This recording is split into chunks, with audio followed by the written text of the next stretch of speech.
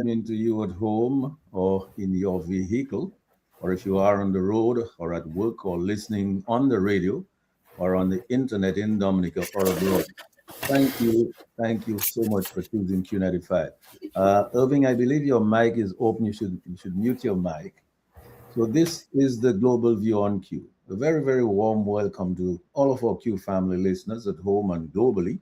I'm Sheridan Gregoire, Mr. G. It's Tuesday, 30th December 2025, the 50th Tuesday of 2025, and it's 8 p.m. in the studios at Q95, the big station. We're live on our radio frequencies on QTV. Please follow us on Facebook and on YouTube at Q95 FM Radio. Share the live, like our pages. Our on-air phone numbers are on the homepage of our website at www.q95da.com. Get the latest breaking news and reviews on Q95 because you know it's true if you hear it on Q. So we continue to revive the spirit of graciousness, love, peace, prosperity, and unity among our Kalinago and Afro-Caribbean brothers and sisters. It is, in fact, our 50th Global View on Q show for 2025, and we continue to engage with our local, regional, and global Q family listeners and friends of Dominica at home and abroad. With me tonight, Justice Dr. Irving Andre and former Dominica UN Ambassador Crispin Gregoire. We will undertake an in-depth review of the current situation in Dominica and the Caribbean in view of the ongoing curious, I say curious, electoral reconfirmation process in Dominica. The U.S. visa restrictions imposed on Dominica and Antigua and Barbuda due to concerns over their CBI programs. The president of Dominica's response to the U.S. visa restrictions and the U.S.-Venezuela conflict and the repercussions for the Caribbean on the action of the U.S. against Venezuela due to what the U.S. calls narco trafficking and Nicolas Maduro's anti-democratic posture. So here are some issues and questions that we hope to deal with tonight. First, have we witnessed the confirmation of a clear intention to rig general elections in Dominica? Is the Electoral Commission complicit in a plan to rig Dominica's elections? Has the CBI program turned Dominica into a pariah state? Has it become synonymous with money laundering, theft, and unjust enrichment of the cronies of the political directorate? Has it reduced Dominica's standing in the international community? What are the implications of Dominica's Prime Minister's contradictory response to the U.S. visa restrictions? Is the response of Dominica's president to U.S. visa restrictions and the U.S.-Venezuela conflict, is it helpful or even appropriate? And what is really going on at De Blanche? What is the real purpose of the excavations there? Is anything sacred in Dominica anymore?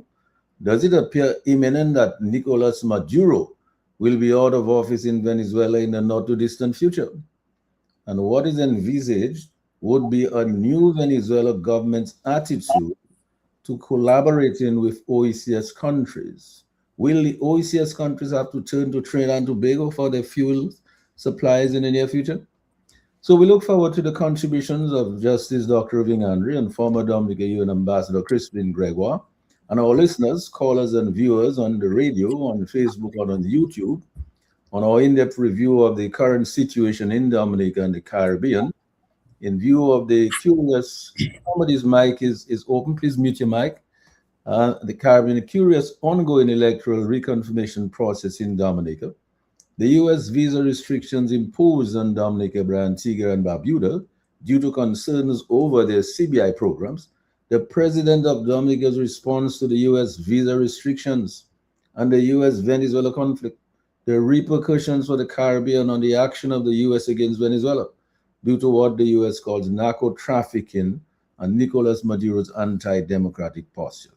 So as usual, we invite you, our Q family and friends of Dominica, to help us give our usual huge shout out and big thank you to our farmers, our healthcare providers, our frontline workers, police and fire officers, teachers, doctors, nurses, public and private sector patriots and friends of Dominica at home and abroad. And as I always say, we welcome each and every Dominican and friend of Dominica to the Global View on Q, We embrace you wherever you are, in every nook and cranny, in every village, in every community, at home in Dominica, in the region, and globally. Thank you, Sherwin, for keeping us on the air. Thank you, Lambi, on the console directing the traffic. We will take your calls. As you know, the people's voice is always a priority on Q, under the Global View on Q. So call us anytime during the program, and Lambi will signal us when you call. My co-host and panelists will expand and deliver on their own ideas tonight. I go now to Justice Dr. Irving Andre for his opening remarks. Let's get the ball rolling, Dr. Andre. Yes, and we'll get it rolling by saying good evening and compliments of the season to all your listeners, to Brother Lambi, to Sherwin, to yourself, and to all who's taken the time to listen to us this evening. It's good to be alive these days. It's good to be able to talk, to think, to walk, to listen, to eat, and all these things which we take for granted. It's also good that we can view critically certain essential issues that afflict or affect Dominica's body politic. Let me say that this is obviously the season, historically, that we celebrate and we offer peace. Note the word, please. Peace to all men and women of goodwill. And obviously, the peace we're talking about is not a cynical peace, one which is hoisted on some petard because it is convenient to do so, but we are talking about a genuine, heartfelt peace to all persons, irrespective of their race, irrespective of their political views. That is the peace that we aim for. That is the peace that we are talking about. Mr. J, you're seeking that we speak, express some views on a number of topics. The four critical ones are as follows: reconfirmation, visa restrictions, the relationship between US and Venezuela, as described by our president, and we'll have something to say about that, and the tragedy which is called debauche. Mr. G, the fact of the matter is, if you look at Dominica as this wonderful tapestry of greenery and all the wonderful colors under the universe, then you must say regrettably that the main strains of that tapestry is corruption in its myriad forms. Let us take the whole reconfirmation process. Let us look at the backdrop of that process. It started with a cynical email, was it not, in 2008, in which a senior lawyer, note the word please, a senior lawyer, wrote a letter talking about the electoral legacy of our then Prime Minister if the Electoral Commission was allowed to do its job and cleanse the voters' list. That was the beginning of the end in terms of free and fair elections in Dominica. Then forth, like a plague of biblical proportions, Dominica's landscape was made bereft of anything which can be described as useful or legal in terms of people being eligible to vote. The electoral laws were violated.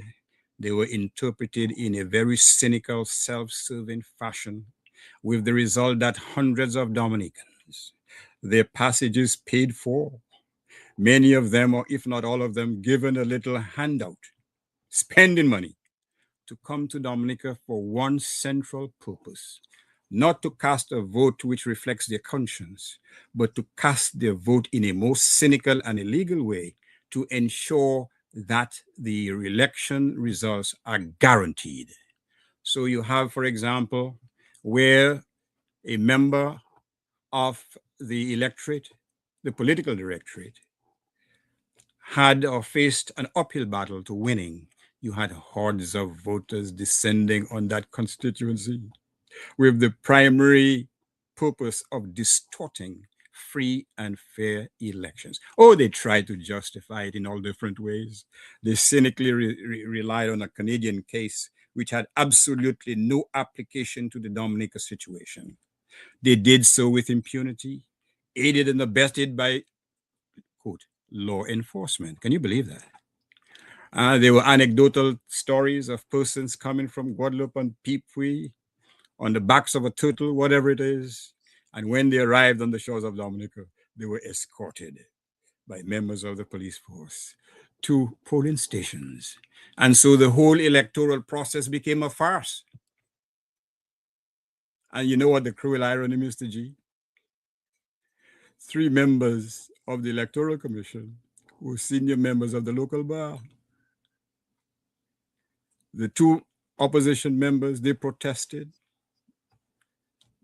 but nothing came out of it. They were outgunned, they were outnumbered. And henceforth, we had farcical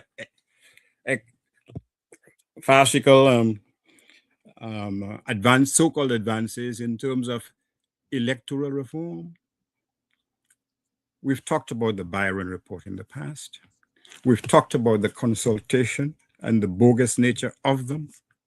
And the most recent manifestation of the attempt to guarantee the result of all elections, it is now euphemistically called reconfirmation. It should be called a reaffirmation of the intent to steal the elections. The most recent figures I've heard, for example, Mr. G, indicated that 9,000 persons applied to reconfirm. Now, we are talking about persons on the list who were there illegally on the strength of the previous legislation. Was that list cleansed? No, it was not cleansed. The only thing which was cleansed from the list is the imprimatur of legality.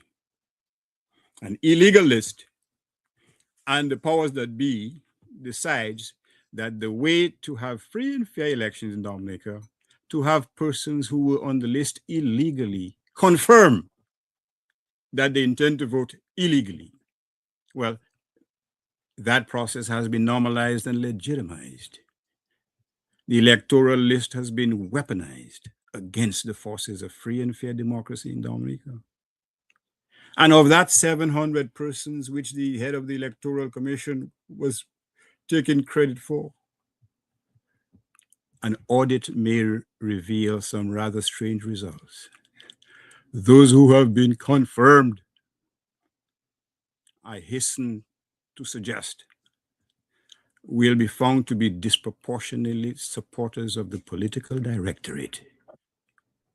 So this is as farcical as you can imagine. This whole process has been as farcical as you can imagine. And you may ask, or your listeners may ask, well, why is this obsession?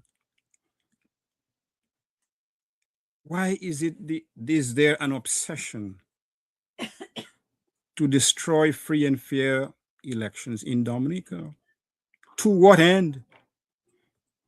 Well, the justification is as clear as day, because we are living the bad consequences of that obsession to remain in power for an indefinite period. The whole question of selling Dominica's passports. I heard the president of the parliament, the speaker, saying, we don't sell passports. What a fool. What are you selling? Biscuits? Bananas? Shoe? You're selling passports. And Mr. G, you may ask, why do they love the sale of passports so much?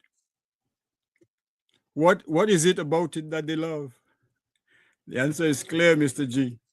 You remember the Al Jazeera report? You remember the assistant of Al-Fared, what he said? They are hungry hyenas. 90% of the net proceeds of sale of these passports go into their pockets or into their so-called investments, while 10% inure to the benefit of Dominicans. 10%, Mr. G. You remember what Ralph Gonzalez said? Who was Ralph Gonzalez? I even forgot who he was. You know what he said? And sometimes we praise him because he declared that he has no interest in doing that. He said he has no interest in doing that because they're thieving the money. That's what he said. But as so many of these West Indians are, he was referring specifically to the leader of the opposition in St. Vincent. He wouldn't dare say that about our own prime minister because they operate like a club of dons, mafia dons. We don't see, we don't hear.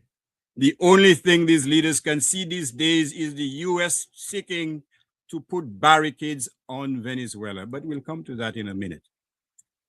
And so they want to operate with great impunity. They want to be able to help themselves to the net proceeds of sale of the passports with impunity, despite the fact that the Constitution states clearly that those proceeds or the sale of state assets should be deposited into Dominica's consolidated fund. You know, I know, your listeners know right now that that ain't happening in Dominica. But it's interesting, Mr. G. Remember recently, sometime in October of this year, the Prime Minister stated that they have taken all necessary steps to cleanse the sale of passports, to make it acceptable in thine sight, as if they received some biblical admonition that they should do so. So the Prime Minister talked about, well, he wants to make sure that those who purchase passports will spend, at least live in Dominica for a short period. Well, ensure or do background checks, Mr. G. Now, we know the number of crooks who've ended up with Dominican passports. But Mr. G, there was one 800-pound gorilla in that room of due diligence the Prime Minister was speaking of. And we know that gorilla, you know what it is? It is this: they will not touch with a 10-foot pole the obsession to diverting much of the proceeds of sales of Dominican passports into the hands of cronies who undertake to build hotels at a time when the occupancy rate in Dominica hovers, according to the experts, below 20%. Anecdotally speaking, we know that is true because one visitor to Dominica who stayed at that hotel going to Bell Hall, Intercontinental, my dear, he wrote about how it was like a ghost town.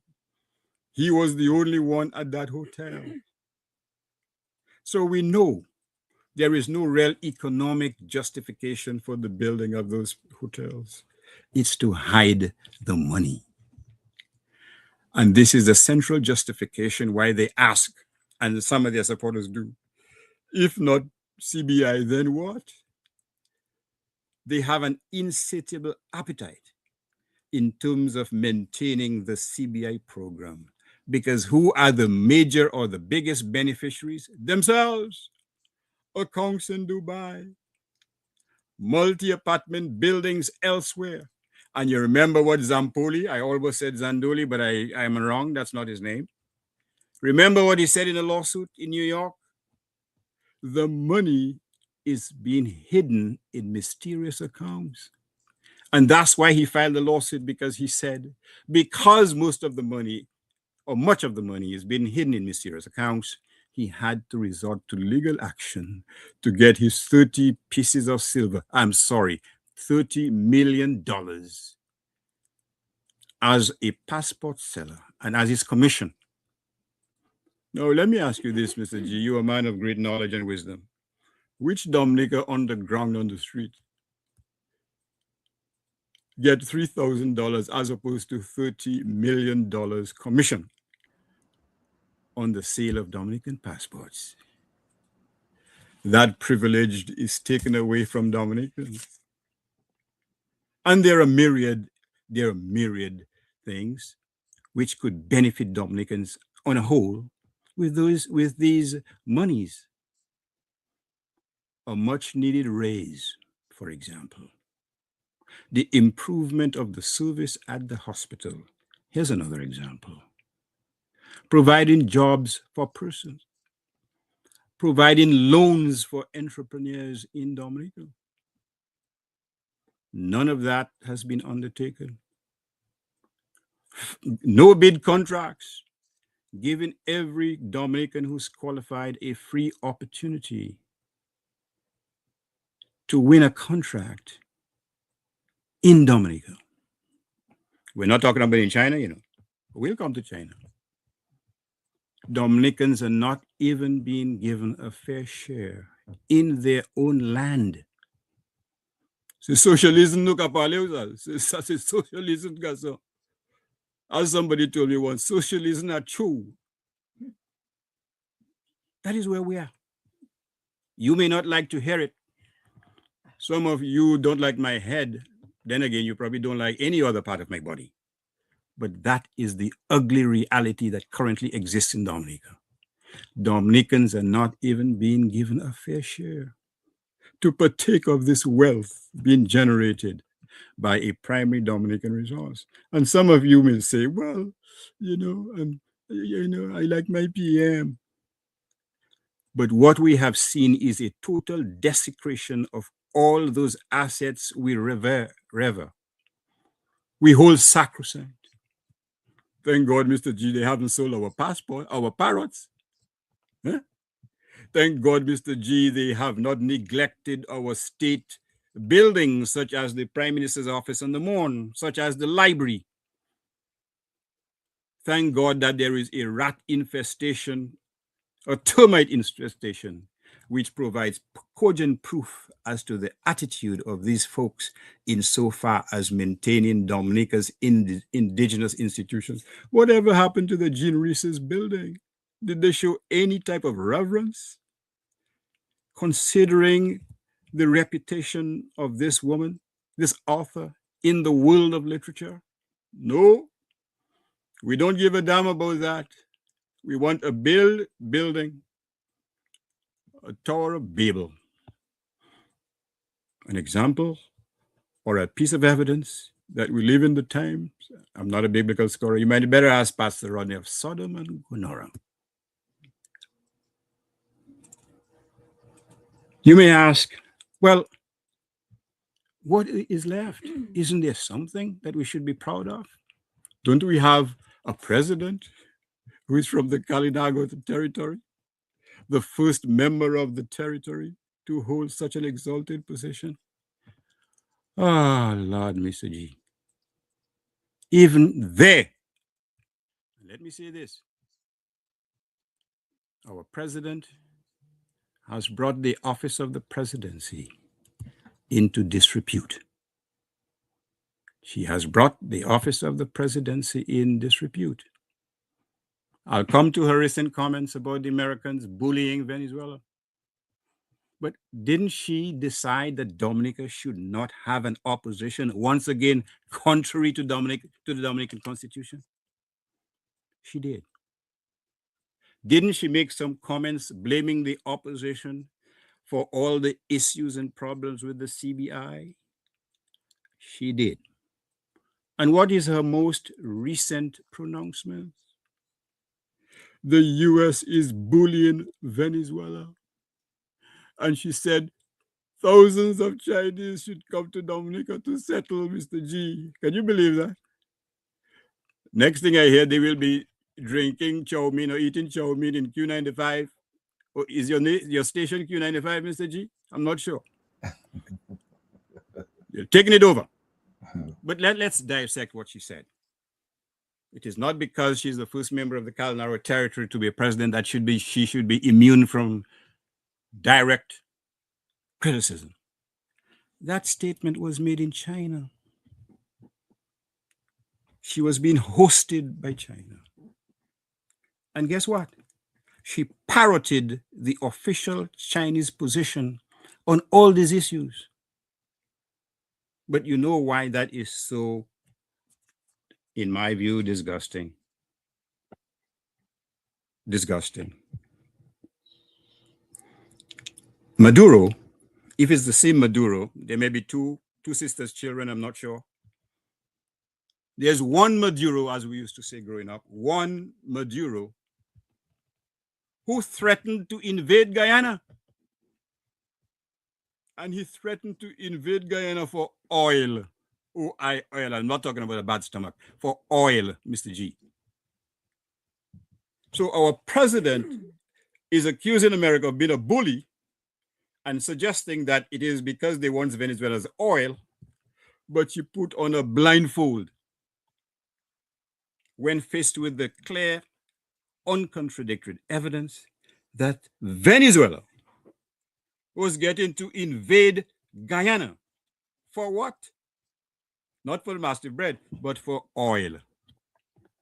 Mr. G, there's a certain word, I'm not a doctor, I'm not a medicine person, but somebody told me there's a word called hypocritimus.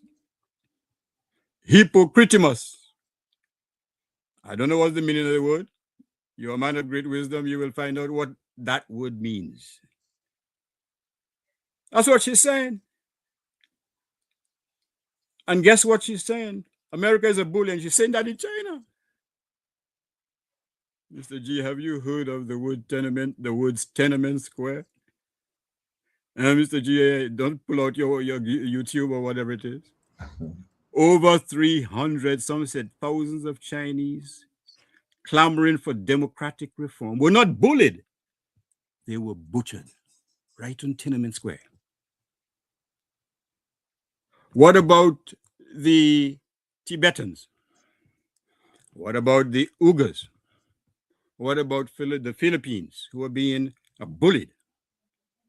What about all these indications that it is better to deal with the devil that you know than to deal with the one you don't know? So our president is saying, Gaso, come, bring thousands of Chinese to Dominica, to hell with us. Huh? We have visa-free entry to China. To do what? To visit? That's about all. Because there's a history in those countries regarding the treatment of certain persons. The president has bring the reputation of her office into disrepute, assuming without deciding that it was prudent for her to comment publicly on these issues, which again has brought Dominica into a bad light. But she's blundered into that discussion because we are Siamese twins, Dominica and China. You may ask also, Mr. G, why this fascination with Venezuela? Why indeed? Somebody might say, oh, Dr. Andre, you're being misleading. What about Petrocaribe? Well, let's talk about Petrocaribe. Tell us who has benefited. Tell us about the cheaper gas that we have been able to purchase on account of Petrocaribe. Ask yourself one central question. Those of you who are listening, whether you agree with me or I don't care. Who has really benefited from Petrocaribe? Let me tell you, those who have gotten free gas from Petrocaribe, those who dole out free gas to their friends, those who've been able to use Petrocaribe friends to go to the U.S. Virgin Islands to shop. These are the persons who benefited from Petrocaribe. Probably the Kalinago people benefited after all. Did they not get $10 million from Maduro? Huh? Probably they can come and tell us how they spend that money. They got nothing.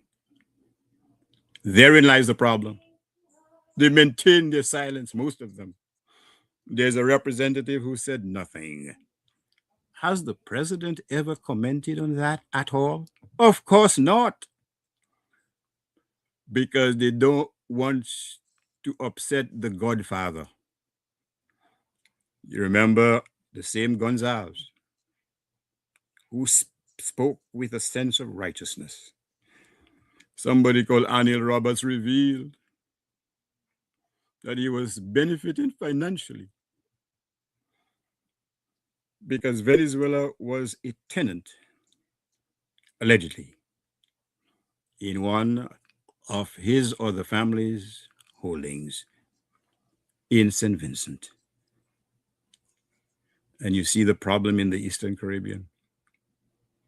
They make a big fuss about the Trinidadian Prime Minister not showing unanimity. Pure nonsense. Pure nonsense. How can the Eastern Caribbean islands, Dominica included, not be concerned about the influx of drugs, gangs, guns in Dominica, all inextricably linked to the importation of cocaine into the country?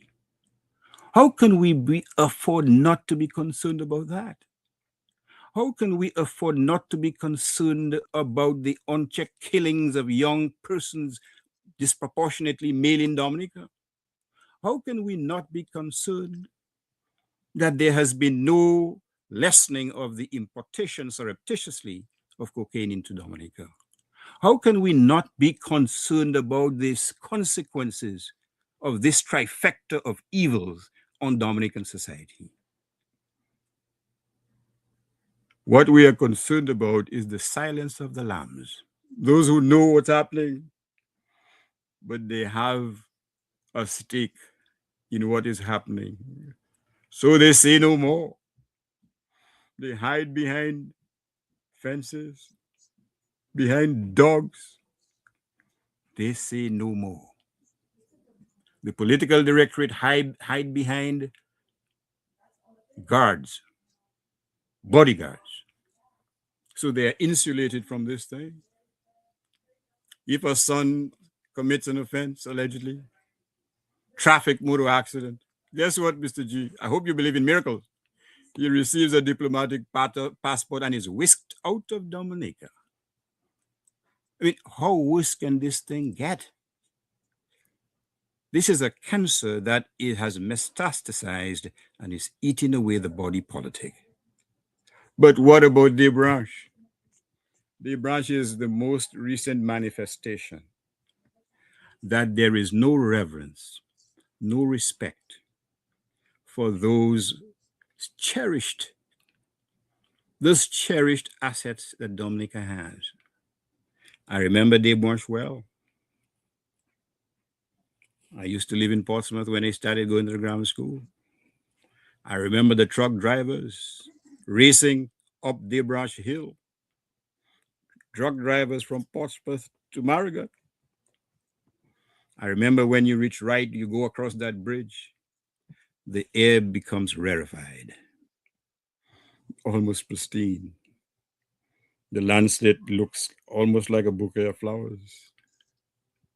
The waters from the river flowing down with a whiteness which was virtually unimaginable.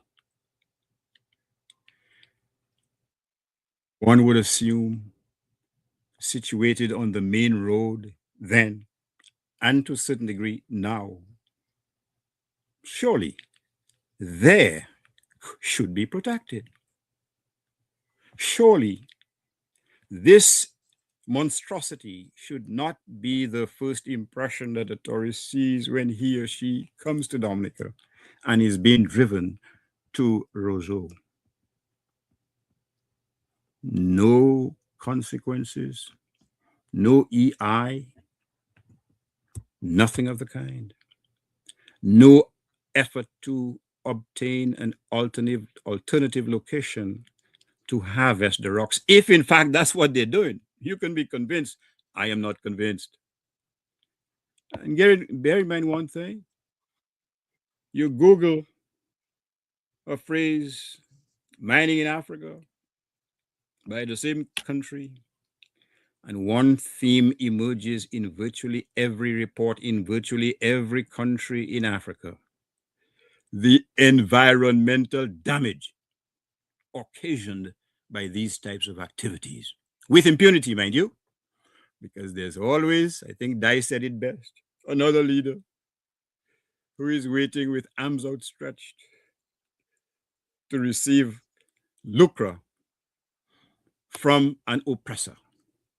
And there are always, in some cases, heads of government who is turning the other cheek, irrespective of the fact that her own community perhaps will be the biggest loser of that type of activity. So bear in mind, let me finish as I started. These things are all tied, have all been woven into the tapestry that we call Dominica. We've allowed it to fester. With respect to the visa requirements, Mr. G, their visa suspensions, I listened with great interest. I heard it was said that Dominicans had gotten the Americans to rescind. Oh, Jesus. We know that's not true. Why would they rescind it? They would not. England has taken action before. The Europeans are on the threshold of doing the same because they understand that the only way to prevent persons violating their laws, immigration laws, is to devalue those CBI passports. To make sure that someone will not pay 100,000 US or whatever it is, I don't know, to come into a certain country that they could not come into under their own passport, the passport of their island or their country of origin. And given what's happening in this world today, it is not surprising. Indeed, forces in Dominica, most notably people like Lennox, Linton, and people like Dr. Fontaine and others, have warned against precisely that. Mr. G, what reaction did they receive? You think they would be lauded for their patriotism? No. The leaders told their supporters, when you see them, go up to their faces and noses and call them traitor. They also told them, if they come to your homes, throw hot water on them. The only good result of these suspensions, not the only, well, the only, yes, because disproportionately, these suspensions are going to hurt hardworking Dominicans who have a legitimate reason for going to the States, because they have family there, because they need to supplement their meager incomes. They need to go for medical treatment. Their children need to go to school.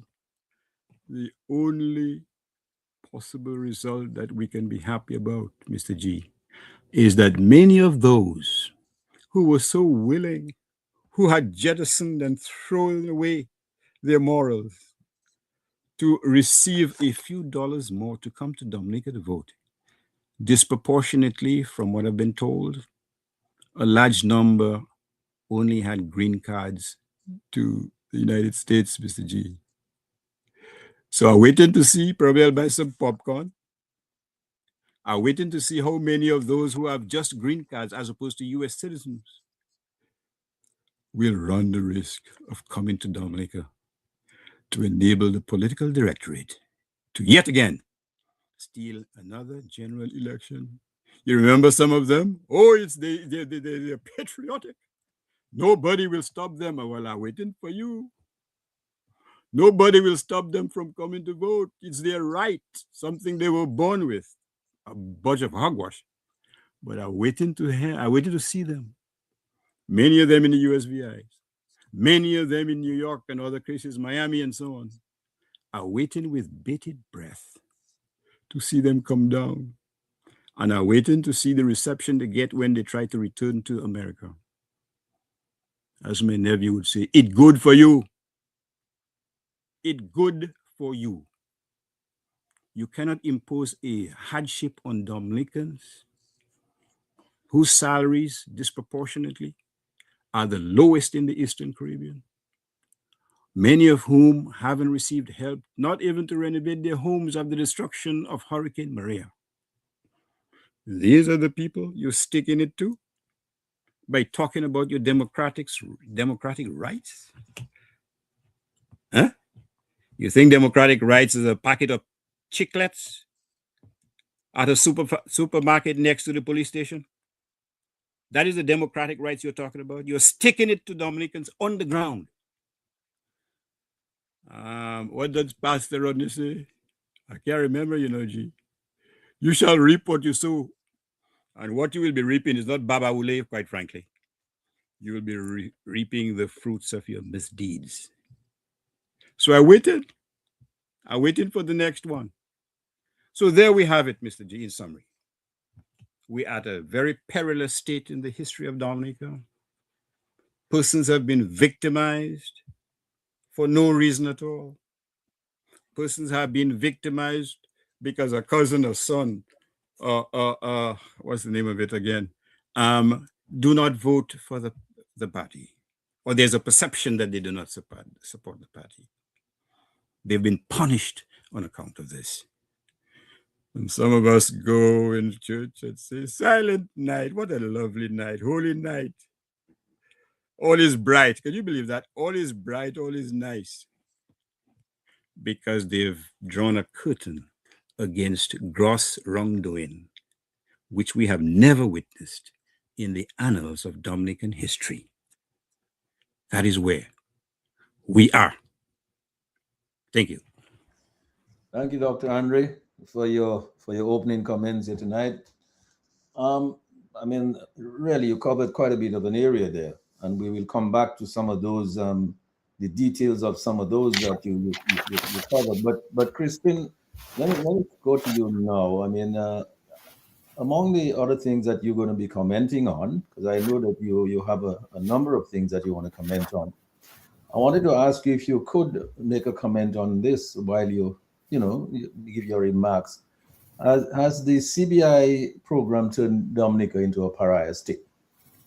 Has it become synonymous with money laundering and theft and unjust enrichment of the cronies of political directory? Has it reduced Dominica's standing in the international community? See, if you could, in fact, just be with us and maybe make some comments on this, among all the other things that you're going to comment on. Over to you. Yes. Good evening, Mr. G. Good evening to my fellow panelist, Dr. Irvin Andre. And I want to say good evening to all the Q95 listeners. It's really an honor to be on this last program, the 50th program, Global View program. And it's the last Global View program of 2025. Looking forward to 2026, Mr. G, and hopefully you will pick me to be a panelist in the next year. It's a really packed agenda here that you have put before us to discuss, and I simply want to say that Dominica is at a crossroads. We have been at a crossroads for a few years. But I think we are reaching a point where we are Tuashime. Mr. G, you remember Tuashime? Yes, I remember Tuashime. Famous place on the Grand Bay Road. And I think that's where Dominica is. And, there were some praise singers who liked the phrase, if not passports, tell me what? Well, people like me have been warning over the years. It's at least 15 years I've been raising concerns about the CBI. And sometime around, I think it was about 2011, the New York Times quoted me in saying that I'm not a fan of the CBI. Will never be. And I don't think that CBI is the pathway for the future of Dominica. Why? Because there are many risks with CBI. And one of the foremost risks, Mr. G, is that we are approaching a situation when there'll be more economic citizens than natural-born Dominicans. And that to me is a gross problem and lack of foresight of the administration. They love selling passports. It's like selling candy, and the result, they get money, but they can't account for the money. They allowed the developers, the same passport agents, some of them double as developers. And that's important because not all of the passport sellers are developers, but some of them are. The ones that make the lion's share of the money. And they sold the governments of the 5 countries something called the real estate option. The CBI program was started under the government of Mary Eugenia Charles in the 1980s. I think that maybe St. Kitts had a program before us. I don't know that history that well, but all I know is that it started during the administration of Prime Minister Mary Eugenia Charles. And at the time, the focus was on getting Taiwanese. We had diplomatic relations with Taiwan, and it was an avenue to get Taiwanese a second citizenship because they've always been worried about what China will do to Taiwan. So a lot of Taiwanese in the 1980s, the mid-1980s, they began buying Dominica citizenship. And after the Freedom Party was voted out of office in 1995 by the UWP continued the citizenship program. And they actually made an expansion of the program, and they allowed Russians to buy passports. And I've seen a list of over 200-300 Russians who had Dominica passports during the UWP period. Fast forward to 2000 to now, and the program has really grown. And in particular, around 2012, 2013, when the CBI countries were able to get what is called visa-free entry into the European Union or the area of the world that we call Schengen area. And that's an area that has about 27 countries. So when you enter one country, say you enter Germany, once you've entered Germany, with a CBI passport or a passport from Dominica, which is our focus here tonight, you could travel to any of the 27 countries without ever seeing an immigration officer or a customs officer.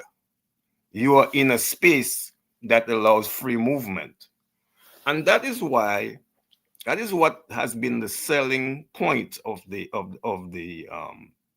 economic citizenship. That you could travel to countries without having to get a visa. And our program has grown because of that. And I see the numbers of people who are getting citizenship every year. And the numbers have grown. And I think if I'm reluctant to say a figure, but I believe that close to 50,000 passports have been sold by the Dominica government. 50,000. Mr. G, I understand that the population of Dominica has declined to about 60-something thousand. So it means that very soon there'll be more economic citizens than natural-born Dominicans. And that's worrying. That's really, we're gonna become a minority in our own country. A country that we struggled. Let me say something about that country called Dominica. As many of you know, and for those of you who don't know, Dominica was one of the 2 last islands to be colonized. thanks to the indigenous people of Dominica and the indigenous people of St. Vincent and the Grenadines, who fought a protracted struggle for more than a century to ensure that these two islands will not be taken over by the Europeans. And the Europeans, they respected that. So much so that they declared Dominica and St. Vincent and the Grenadines as the neutral islands, and they left it to the two indigenous tribes, the one in Dominica, the Kalinago, and the Kalinago of St. Vincent and the Grenadines. And you will add to that another name from St. Vincent called the Garifuna. And the Garifuna, they're basically Kalinagos mixed with African. Now, the one difference between St. Vincent and Dominica is that the British deported over 5,000 Kalinagos from St. Vincent to Honduras in 1797.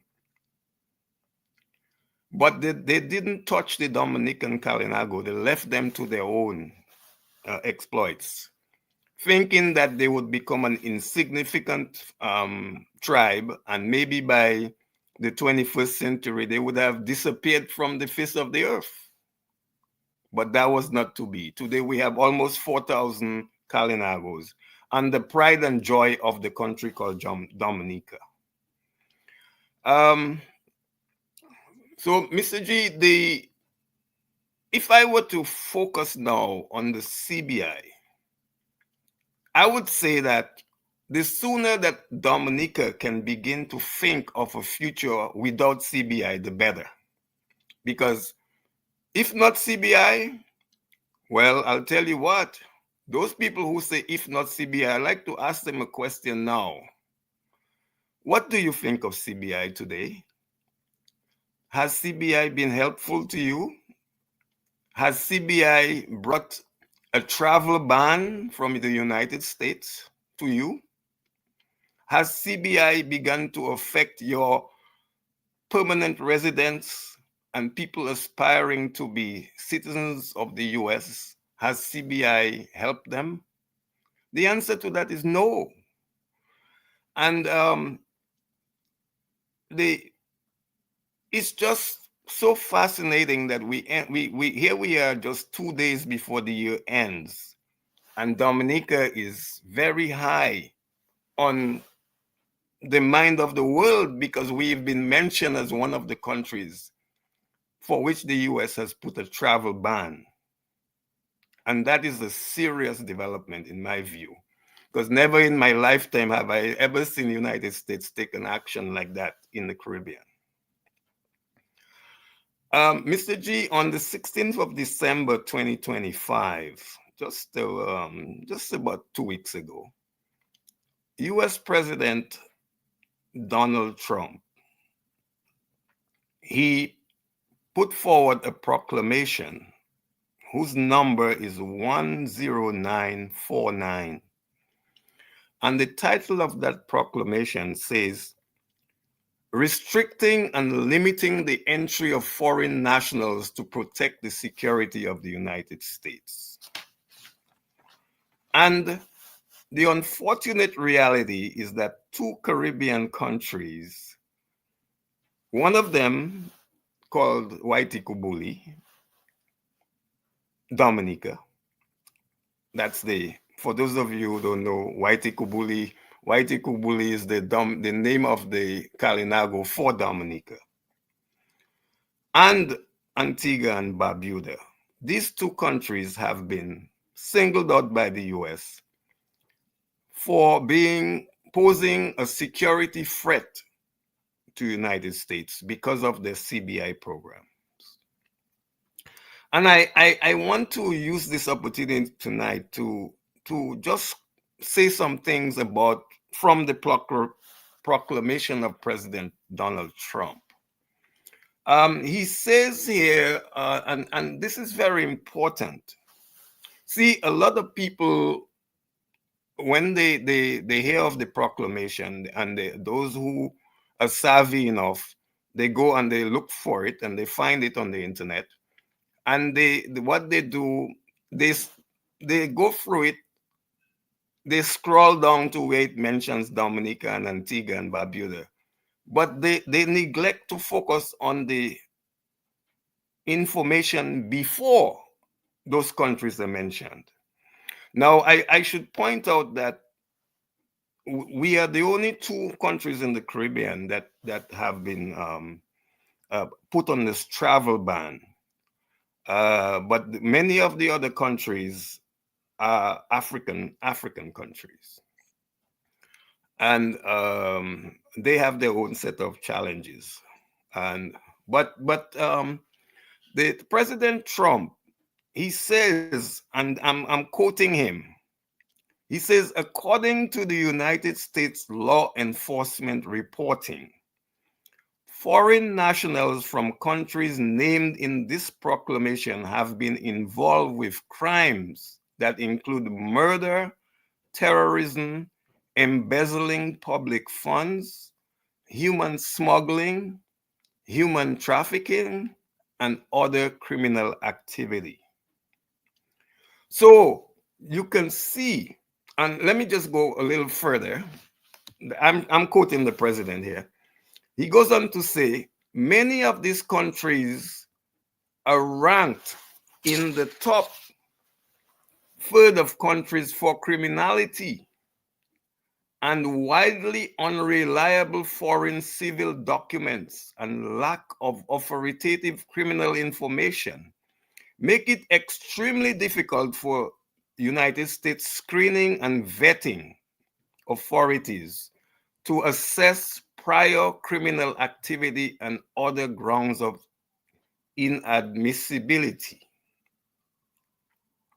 And last quote, last thing I can say from his history. He says, finally, some of these countries have offered citizenship by investment without residency, which poses challenges for screening and vetting purposes. As an example, and he goes on to give you a good example, he says, as an example, a foreign national from a country that is subject to travel restrictions could purchase CBI from a second country that is not subject to travel restrictions, obtain a passport in the citizenship of that second country, and subsequently apply for a United States visa for travel to the United States, thus evading the travel restrictions on his or her first country. Additionally, United States law enforcement and the Department of State have found that historically, CBI programs have been susceptible to several risks. These risks include allowing an individual to conceal his or her identity and assets to circumvent travel restrictions or financial or banking restrictions. Mr. G, I say to the listening public that you are savvy enough to go on the internet and find President Donald Trump's proclamation and read it for yourself. And don't let these politicians in the Caribbean bamboozle you to tell you, oh boy, we talking to them, man. We talking to State Department and everything will be okay, man. Don't worry, man. Well, everything is not okay.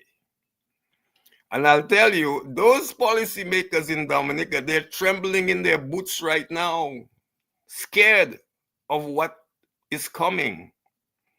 It's not about just the travel ban, you know, Mr. G. I'll tell you, as far as Dominica is concerned, the United States is very concerned about many things that's happening on that little island. One of them is the lack of free and fair elections. In 2019, the US ambassador to the OAS, at the OAS General Assembly, said that Dominica should not. They had a General Assembly meeting on Dominica's elections in 2019, and the U.S. and that was President Donald Trump's government. They said that Dominica should not hold an election until it has done a comprehensive electoral reform. Oh, the government ignored that. They say, oh, we don't care about Donald Trump and his government. Well, one of the people who got very interested in that, a senator from Florida, his name was Senator Marco Rubio. Today, he's the second most powerful man in Washington. He's the Secretary of State. He is the National Security Advisor to the President.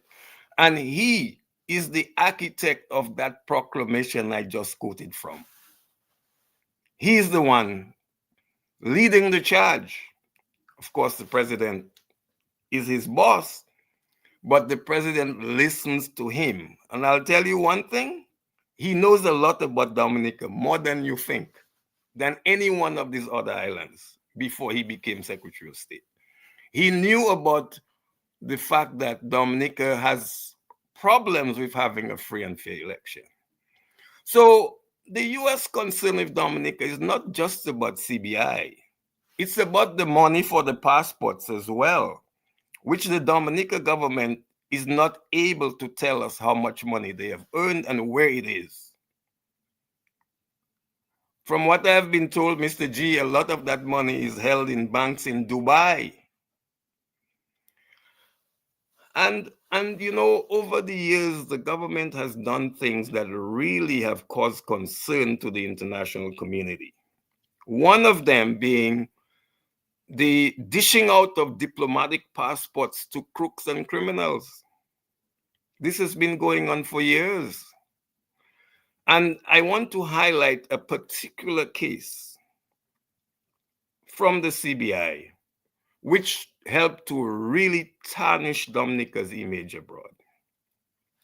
There is a man from Iran. He was an intelligence officer of Iran. His name is, some of you know his name, Ali Reza Monfared.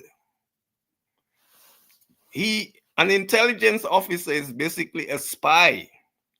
That's what they do. An intelligence officer is a spy.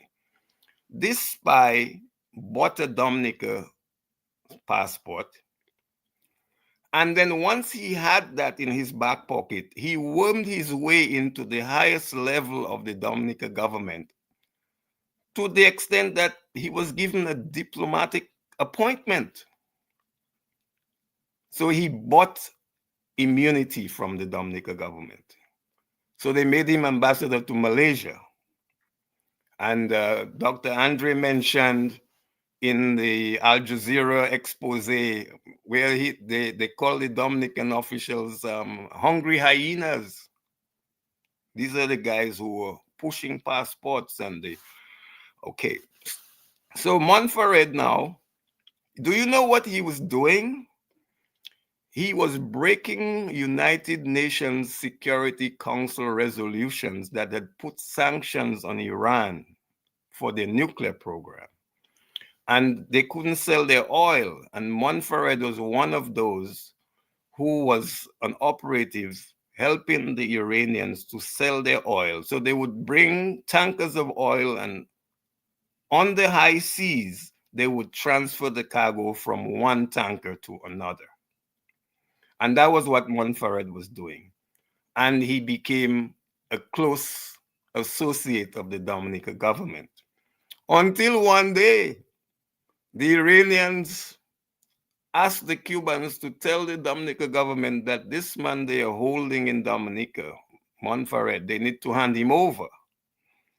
So you know what the Dominican government did? They said to him, Monfared, you better leave our shore and go to the Dominican Republic, thinking that they can confuse the Iranians in Because the Iranians told the Cubans, if they don't send Montferrat back, if Dominica does not send Montferrat back, they will come to Dominica to get him. And when the Dominica government got that information, they told Montferrat to leave. Time for you to leave, partner. And I heard that Montferrat even left bills in Dominica unpaid. Dr. Andre might know a little bit about that. So Montferrat now gave them a really, really bad image, because now Interpol was looking for Montferrat. And one day, while Montferrat in his little villa in the Dominican Republic, he heard a knock on his door. It was Interpol. And they said, partner, your time, you going to back home in handcuffs, because the Iranian government wanted you.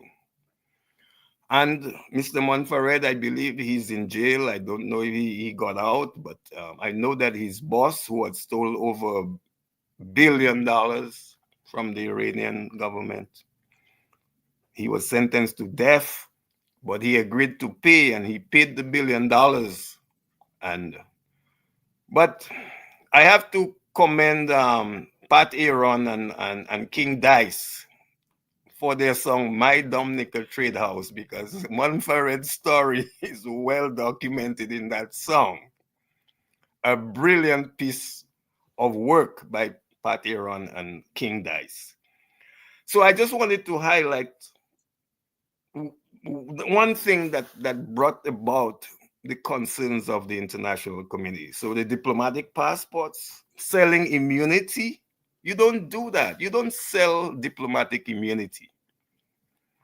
And that has been a feature of our country. I mean, there are all of these diplomats, Dominica diplomats.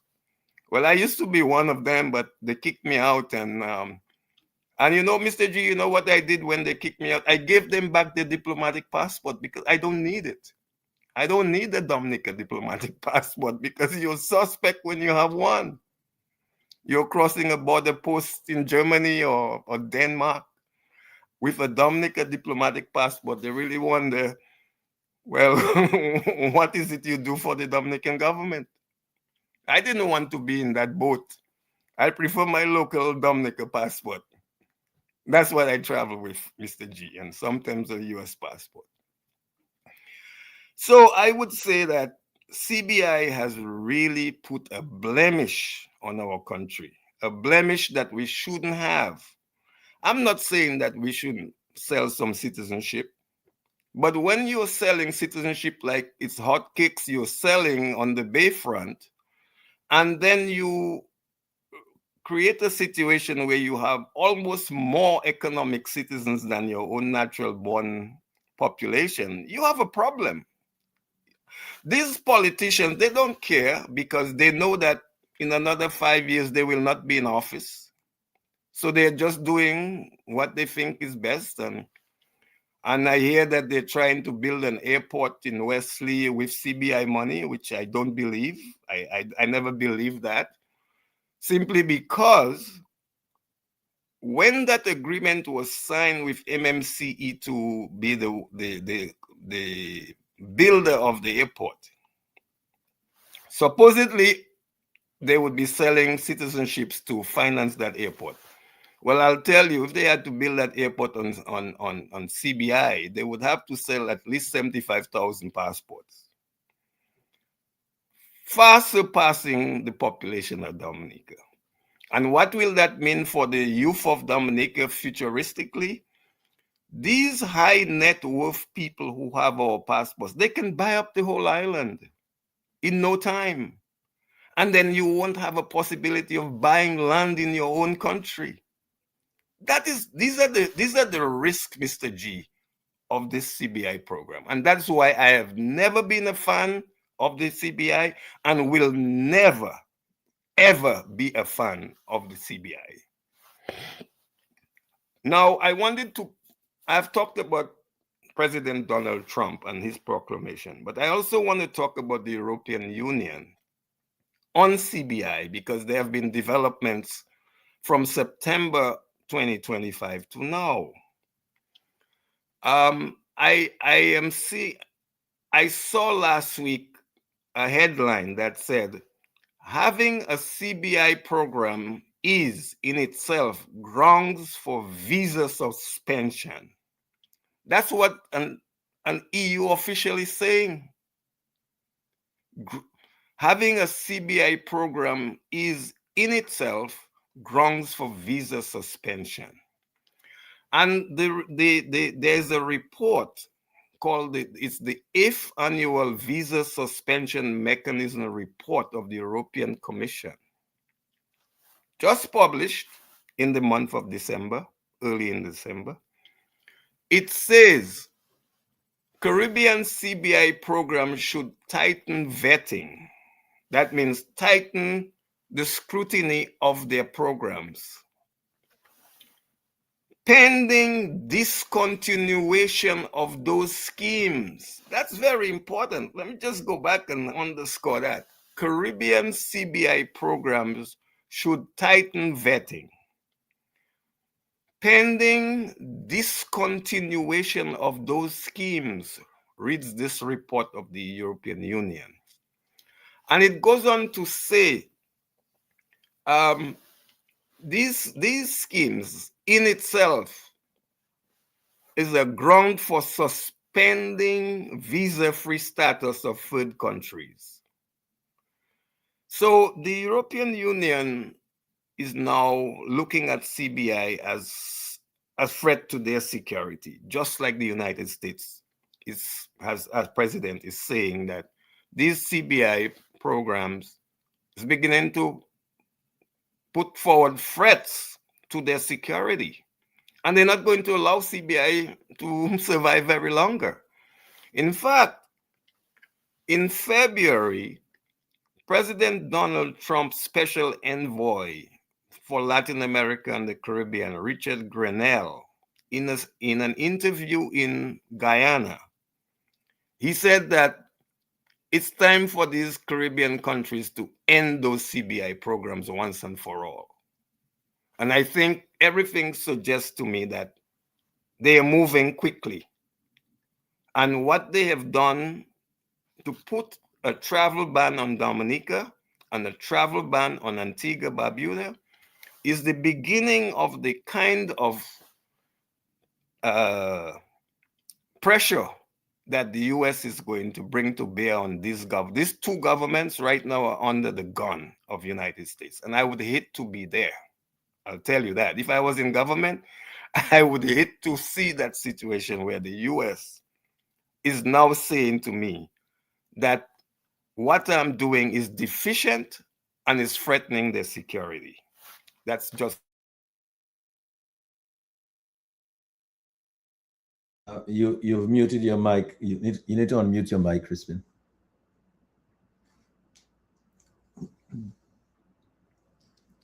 You're still muted. You need to unmute your mic, Crispin. Oh, yeah. Sorry. I'm very sorry about that. I just touched my mouse and it shut it muted me for a minute. Now I was just saying that you gave us a fairly long agenda, and I know Dr. Andre has done very well to cover most of it. I certainly am. I don't have the intellect of Dr. Andre, so but I would say that I will put in my little 5 cents to add to Dr. Andre's thing. And he talked a little bit about the confirmation process that's on the way for so-called electoral reform. I say so-called because I am one of those people who have said from the beginning that this electoral reform that was handed by the government to the people of Dominica was a farce, a sham, totally without credibility. Mr. G, you see those bills that were passed on the 19th of March in the Parliament of the House of Assembly of Dominica, those bills really belong in the garbage bin because they were not designed to give free and fair elections in Dominica. And I have never been supportive of the behavior of the Prime Minister of Dominica, where he felt that he's the one to give Dominicans electoral reform. For God's sake, you come from a political party, and the free and fair elections is the business of political parties. Now, it's not for you, because you're in government, to think that you can take the lead. And no, this is a multi-party process. And you've been fighting against electoral reform for 15 years. You've used force against people who want free and fair elections. I experienced it myself. I was in a protest for electoral reform right by Macmillan's gas station when the police unleashed tear gas for no reason at all. 15 minutes before the rally is over is when they chose to do this. And the police of Dominica have become sort of the army of the Labour Party, which is, they forget that they're civil servants, and that they're supposed to at least give a veneer of non-partisanship, but they have now become the armed wing of the Labour Party government. And that, the international community is very, very well aware of that. This was before the Human Rights Committee of the UN, the Human Rights Council of the UN. And recently, in April, the Inter-American Commission on Human Rights pronounced on Dominica's electoral reform process, saying that, what the government is doing is illegal and violating the international treaties and obligations that they have signed. So really, things are not. Dominica is really at the crossroads. Dominica vive en trois chemins. Ever si nous pas fait que choix, place là que puis di fait. What I'm saying in English, Dominica has reached a crossroads at three roads, trampling on rights of citizens. And if we don't take action, the country will explode. We'll have a civil conflict. We'll have a civil war. We don't want that. And this is all the combination of all of these things: CBI, bad elections, lack of accountability of the money from the CBI, politicians getting rich, wealth, politicians taking bribes.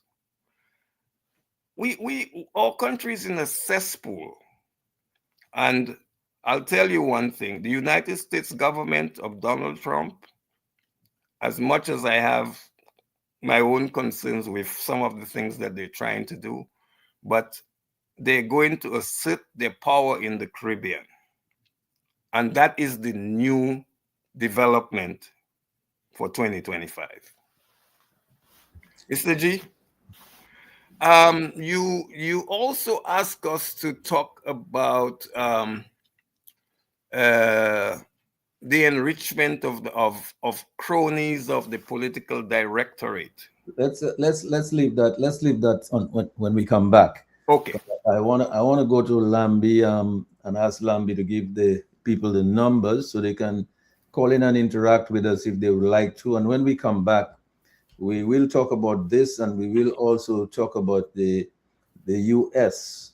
conflict with Venezuela and the implications for the Caribbean region. Lambi, give out the numbers. Yes.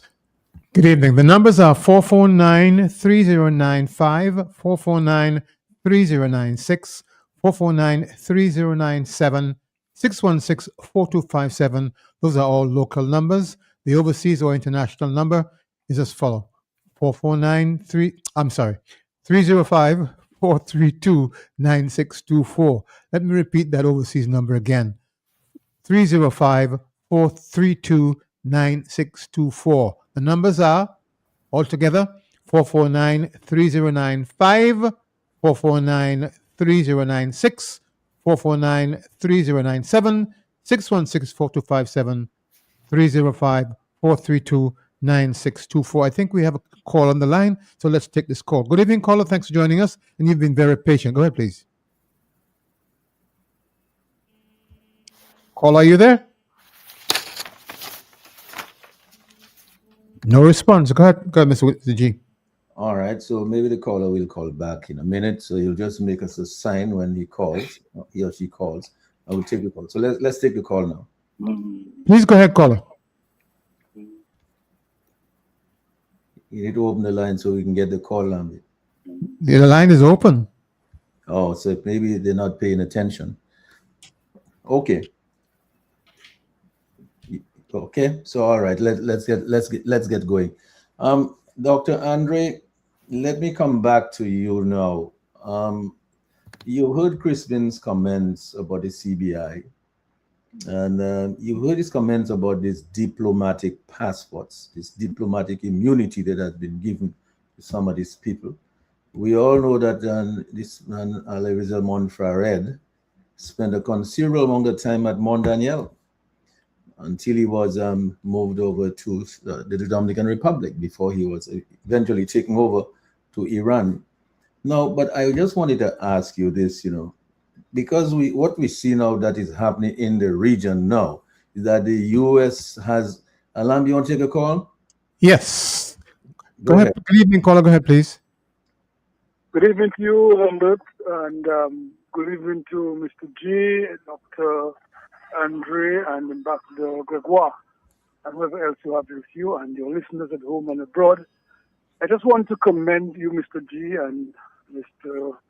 Dr. Andre, and Ambassador Gregoire, and all those who have been part of the Global View family for the part that they have played in 2025, enlightening Dominican people at home and abroad, and the world at large, as to what is happening in Dominica, and of course, the whole effort that you all have got in terms of good and accountable governance. I mean, when you love your country, you live in your country, whether you are home or abroad, you always want the right thing to happen to your country and for your country and its people. And when there is a matter affecting the country and you raise it, it's not that you're against a government, you're against the prime minister, you're against the cabinet, you're against the wrong things. And if a government is wise, there's very good ideas and good suggestions and cautions that have been coming through from all of these talk shows that have been here on Q95 is a good lesson that NFCS government would take as a guide to do the right thing and so on. And there are persons who believe when you speak and you criticize something that is wrong, that you're against somebody. No, you are for your country and you want the right things to happen. In fact, floating point is the whole question of housing. The people who have gotten housing over the past months in 2025 is because Lennox Linton and the opposition spoke about the money that was missing, and the government rushed to do these houses so that they could kind of, if you like, save themselves. So those who are in houses, they may not like the opposition, they may not like what we are advising, but because of the opposition, Lennox Linton point of view on the matter of missing money from the CBI, that's why they're in a house today. And so they have to recognize that the work that has been done by the Global View and all the other talk shows on Q95, and people talking generally, are of course in the interest and benefit of Dominica. So I want to commend you all guys, wish you all well, and all those who have been on the Global View. I mean, to name everybody tonight might just be a whole night, but to say that they have played a good part and to thank them and to look for their wise counseling and suggestions and advice in 2026 and beyond. Thank you so much, and God bless you all. Yeah, thanks a lot, and God bless as well. You want to take another call, Lambi? Yes. Good evening, caller. Please go ahead.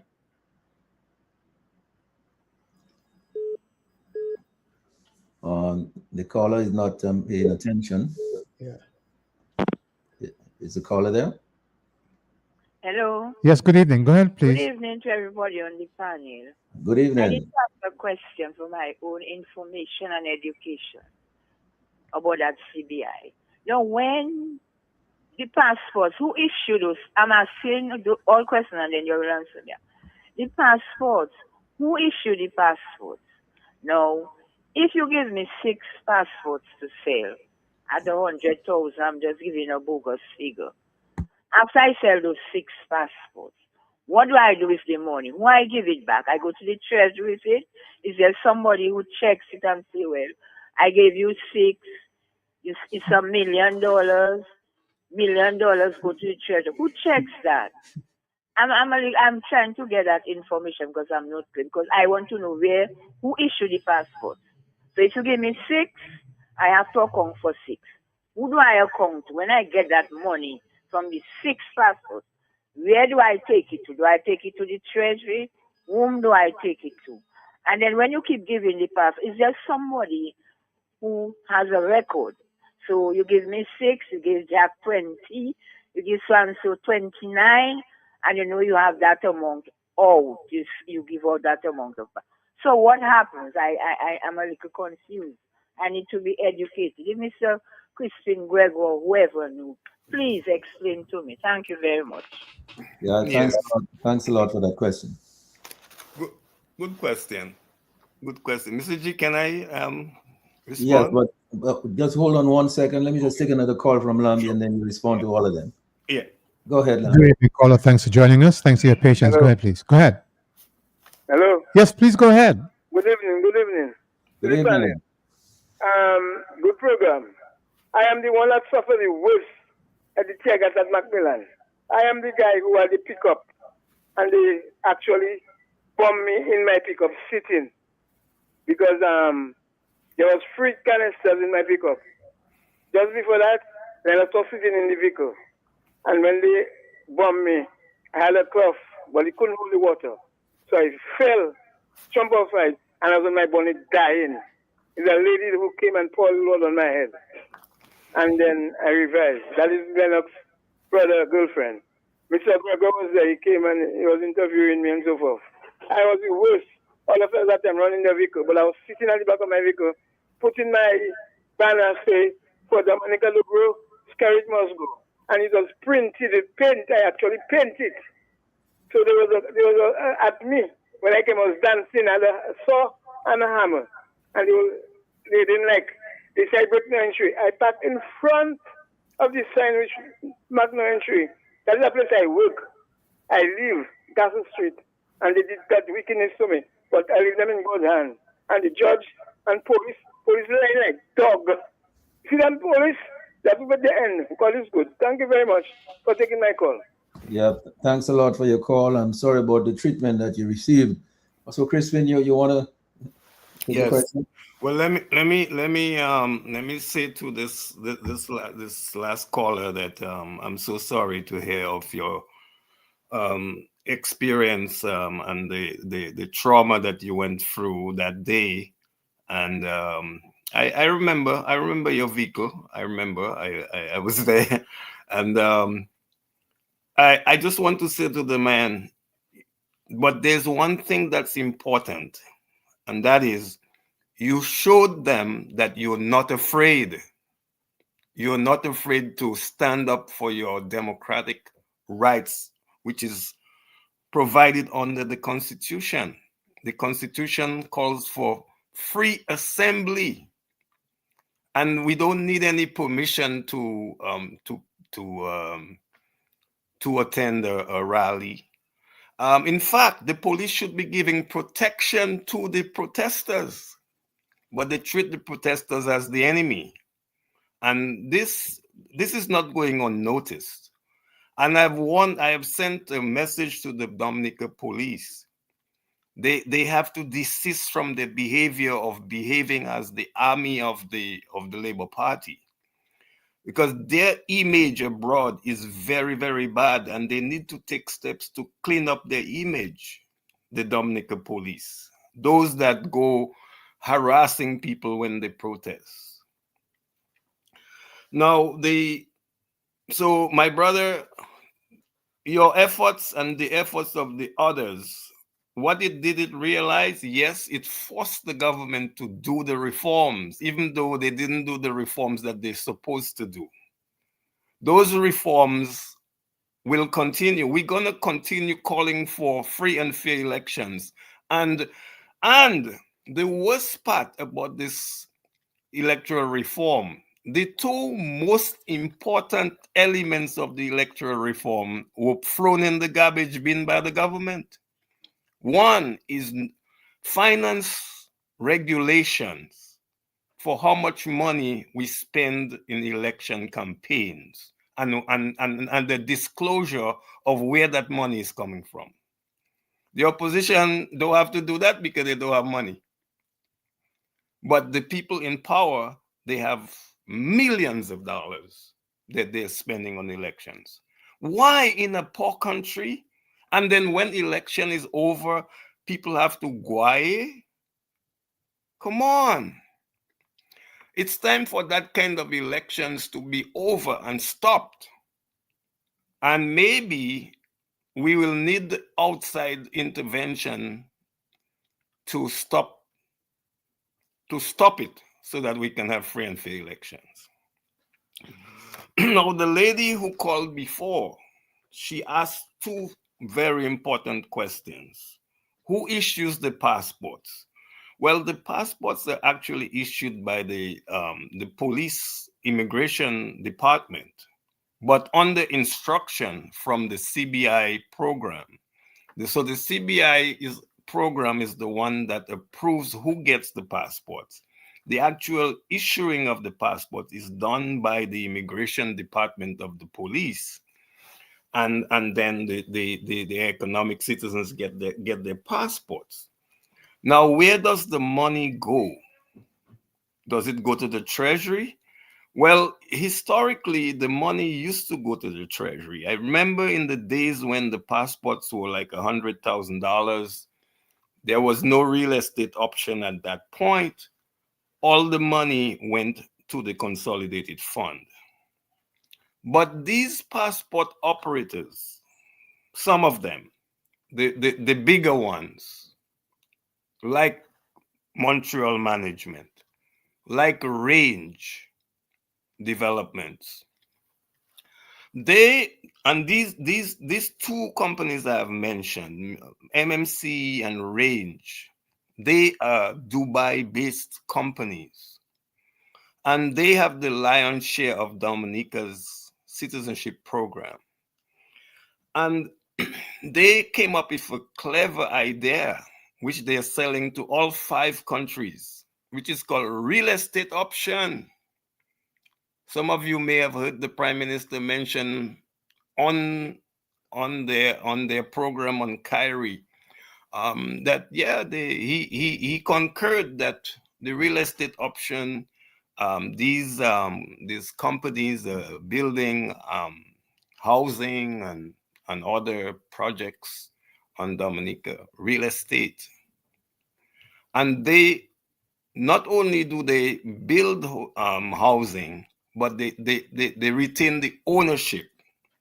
They tell you it's the government that is these are government housing, but these are housing built by these companies, and they are the ones holding the lion's share of the money. So they don't have to send that money to the treasury.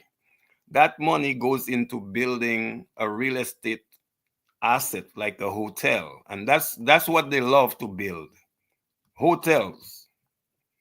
You saw one hotel that was recently opened in October at Castle Comfort. I really want to know who owns that hotel, because I don't think it's the so-called developer who is a civil servant. He's not the owner of that hotel. But he should tell us who really owns that hotel. I put the onus on him to tell us who really owns that hotel.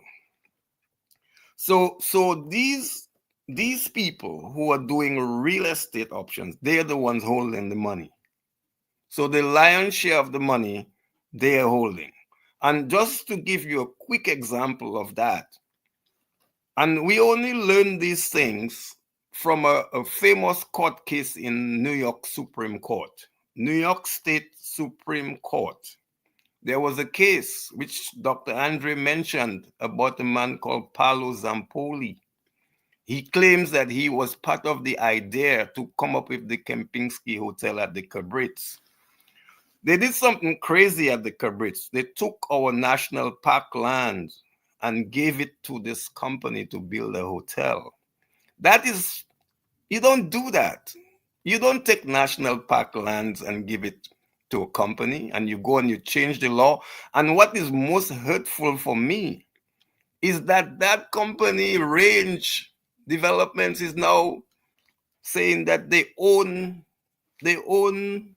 Portsmouth, the most important asset of that bay. They sold 800 passports. They raised 180 million US dollars. I don't think that I'm not a quantity surveyor or an architect, but I'll tell you that hotel there, I'll put a 50 million US dollars price on it for everything, including the furnishings. So that means there's $130 million unaccounted for. I want to know where it is. Who got it? I do know that Mr. Asaria and his business partner, they each got $30 million for themselves before the hotel was built. And I believe there are other people who were involved in that cake sharing. So I want the US now. I want the US Treasury to tell us more. And here's the last thing to the caller. The US government in the last few weeks have made a statement that the CBI,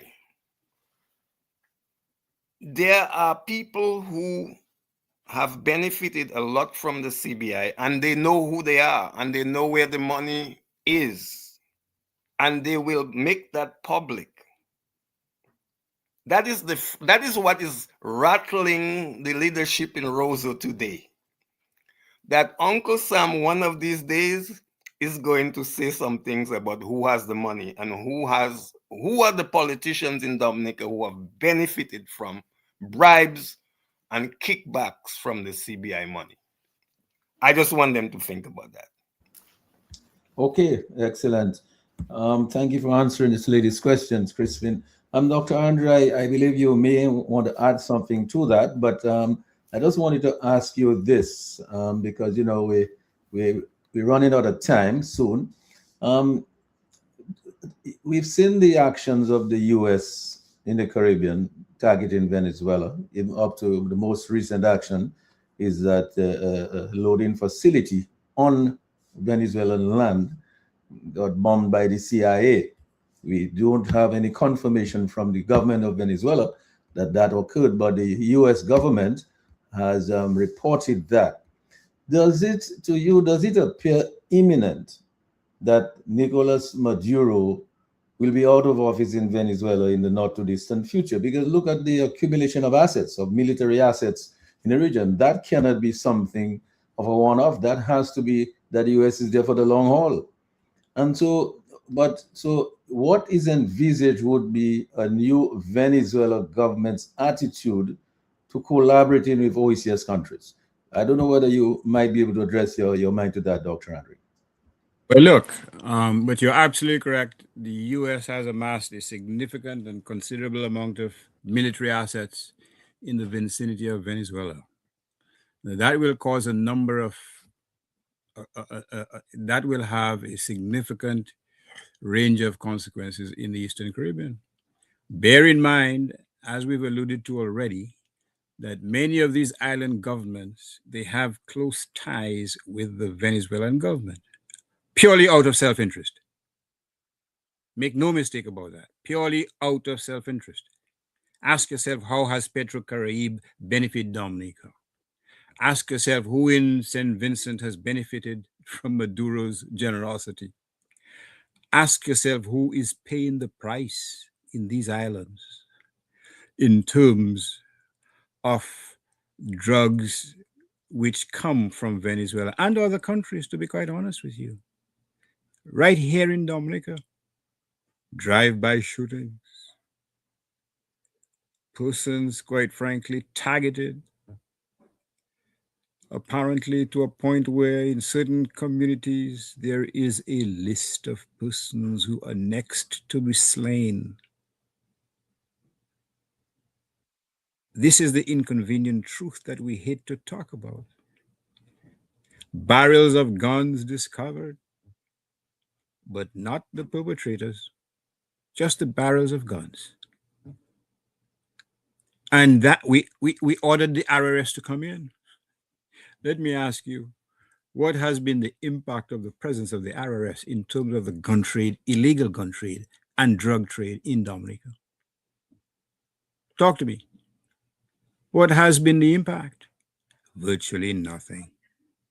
It continues unabated. So we are paying the price. We are paying the price for this problem. And it's kind of ironic that the typical argument in support or opposing what's happening, and no one is making excuses for the US. They have always promoted and protected their interests from time immemorial. But the fact of the matter is, why are they casting aspersions on the Prime Minister of Trinidad and Tobago? After all, she is just 7 nautical miles away from Venezuela. After all, there is burgeoning crime, although it's been lessened, apparently, as of this year. But the toll still continues. Kidnappings, assassinations, the destruction of the livelihoods and the futures of young people and others, elderly persons, innocent victims, all gone too early in their lives. They have to deal with that significant fallout out as on account of that trade, that illegal trade. So who are we to preach and pontificate to the Prime Minister of Trinidad and Tobago about Caribbean solidarity? So what about people's solidarity? What about solidarity with respect to the safety and security of your own citizens? Huh? Are you prepared? Do you prefer to speak of the solidarity of your pockets in terms of the largesse from Venezuela? So the Caribbean leaders can pontificate about Caribbean solidarity. Oh, we speak with a vulnerable peace in our land. Peace in our land? Go tell the people in Silver Lake about peace in their community. Go tell the people of Wesley about peace in their community. Go tell the people in Portsmouth and Marigot and elsewhere. Oh, we're enjoying the peace in our communities. No, these communities are being destroyed by the scourge of drugs and guns and gangs. And apparently everybody knows. I must ask Pastor or Reverend or Father Sharpless about this, what he thinks about this that is eating away at Dominica. Nobody sees, nobody knows. In his community, 2 persons dumped over a bridge to their deaths. But nobody sees, nobody knows. We don't know if there is an ongoing investigation. We don't know what's happening. Perhaps I'm wrong. Perhaps someone has been arrested. I don't know. So this is what we have to be concerned about, the safety and security of our own people in their own communities. It's hard enough that they have to subsist on a limited income, but to be plagued by the threats of violence and security and drugs. No leader should inflict that on his community.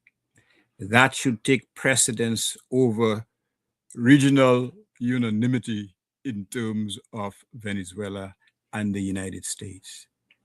And now they couldn't have chosen a worse person to support. Did we say Maduro? Is that his name, Mr. G? I forgot his name already. Are we talking about Mr. Maduro? Yes. Is that the one who lost the elections and refused to release the results?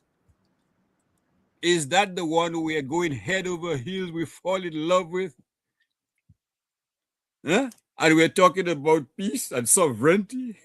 That's what the president says. Sovereignty, respect the sovereignty. The man is ready to go after Guyana, take 2/3 of Guyana, the Essequibo region. Why? Because of oil. Anuka Dimakot. We have to express solidarity and we have to express concern about the maintenance and respect for the sovereignty of Maduro. This is nonsense. This is upside down. And we should not apologize by saying we cannot support that errant nonsense. It doesn't assist our people. We should not equivocate about that position because it is the right position. The position should be to support the interests of your own people. And as Ambassador Crispin will tell you, there are no lifelong friends out there, my friend. There's only lifelong interests. So, what happened to Maduro Zafé Douissa Gasso? It is what's happening to Dominicans on the ground that should be of our concern. Thank you, Dr. Andre. Crispin, the same question really goes to you. Huh? And I wish you would just spend a little time on that because it appears that the US is in this for the long haul, that Trump has made up his mind that it seems as though it appears as though he made up his mind that Maduro must go. And the way he's gathered all his assets down there and the thing that he's doing is wiping out all his boats and now targeting land targets. What does it appear imminent that Nicolas Maduro will be out of office in Venezuela in the not distant future? And what do you think? What is envisaged would be a new Venezuela government's attitude to collaborating with the OECS countries? Because a new government that would replace Maduro would be aligned, I imagine, to the United States. Well, Mr. G, having followed very closely this Venezuelan situation and the U.S. Military pressure on Venezuela, I have drawn one conclusion, and some people say, why is it taking so long? They're concerned that the U.S. is taking a long time. We're talking since October. Of course, they have destroyed a number of boats. I saw a figure today of 102 people have been killed by this destruction of the U.S. military of boats. And a lot of these, I'm seeing information that's suggesting a lot of these people who've been killed in these small boats are actually fishermen. But reading today in the UK Guardian, there's a very interesting article. It's called the title of that article is that Trump's shadow war in Venezuela grows, but country's strongman leader still clings on to power. And what I see emerging is this. President Trump and his military strategists, they would prefer not to put troops on Venezuelan soil because that has a whole set of problems that would bring. Instead, their entire plan seems to be hinged on the idea that someone in the Maduro inner circle will defect and say, and according to the Guardian, it says, and say, and I quote, Maduro, you leave and we are forming a new government. The US is waiting for that to happen, and they're increasing the pressure. So I believe that we are almost at the end of the Maduro regime. A number of things can happen. One, there could be a military coup that could overthrow Maduro. Secondly, I don't see how the opposition will be thrust into office because the military is still going to be Maduro's people. And as to whether the opposition forces can govern Venezuela after Maduro, I think Venezuela after Maduro is going to be like Iraq after Saddam Hussein was deposed by the US. If the US removes Maduro, I think it will be very difficult for another government to govern, because we might have close to a civil war situation in that country. And that is why I have been opposed to an intervention in Venezuela, military intervention. I would much prefer for Mr. Maduro to do the honorable thing and accept that he lost the election and he has to go into the opposition. But he doesn't want to do that. And that is the crux of the problematic that is Venezuela today. Now, people will say that one of the things that the US is after is the Venezuelan natural resources, oil and lithium and iron ore and bauxite and all of these natural resources they have. Yes, I would not I'm not opposed to that view. But I also think that Venezuela is a multi-party country. And when you have a multi-party country, changes of government comes by the ballot. And if you are in power and you don't respect the outcome of a balloting process, an election, which you lose, the honorable thing to do is to leave office. But that's not forthcoming. And that also creates a situation for a civil war in Venezuela. And so I leave it to the Americans. They know better. They have much more information than I have. And they know what, as Dr. Andre said, they know their strategic interests very, very well. And if I can only go by the history of how the US has exercised their strategic interests, they're not afraid to intervene in any country in the world. And who's going to stop them? So I think that what I would like to see is for the Caribbean countries to continue in some kind of dialogue with the US, although I don't think Mr. Donald Trump will listen to them, but they should at least make the effort. I have not heard of any Caribbean prime ministers going to Washington to try to at least have an audience with the president. And I wonder why. If diplomacy is something you value, why haven't you taken that? Why are you just relying on your ambassadors in Washington? They don't cut it. Heads of government need to come to the table and speak, but they're not doing that. They're all hiding. And that is the problem that I see, Mr. G. So I believe that the US will escalate the pressure on Mr. Maduro. President Trump has said his days are numbered, and I think the US has determined that regime change is the option. They're not saying it.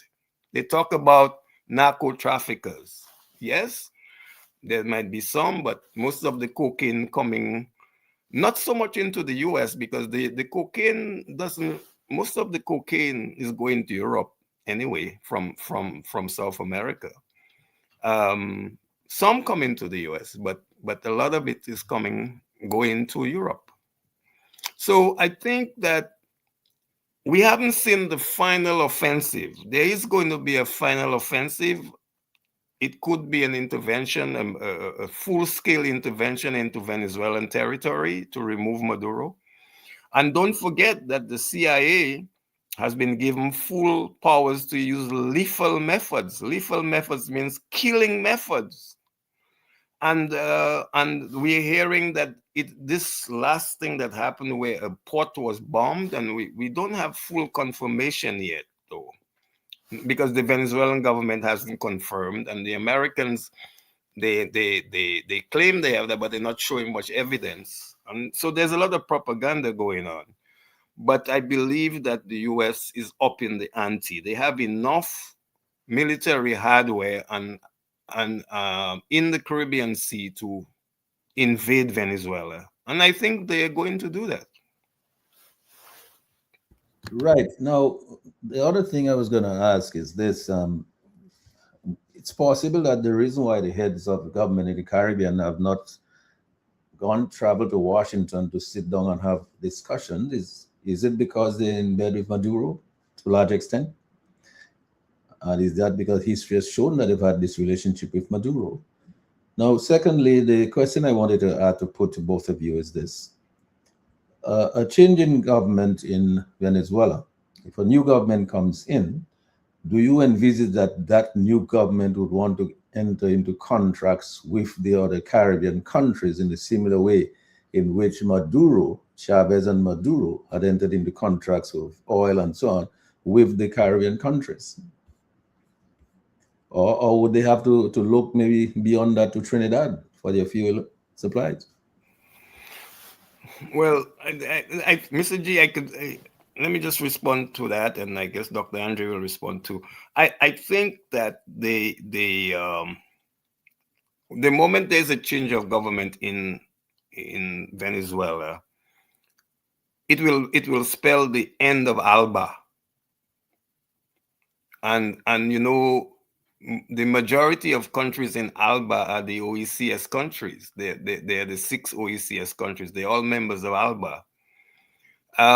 Strange enough, the rest of CARICOM are not in ALBA.